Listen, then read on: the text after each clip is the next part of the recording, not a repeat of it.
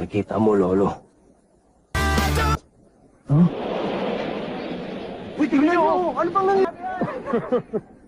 Ano yan? Ha? Ano? Hindi mali yun. Ha? Alam nyo, merong isang sikat na malalaro sa NBA na ganyan din kung gumawa ng free throw. Sikat na sikat siya. Alam niya na siya isang baguhan lamang at konti ang kalaman. Kaya siya na ang gumagawa ng paraan para mapuno niya ang kanyang mga pagkukulang. Lang.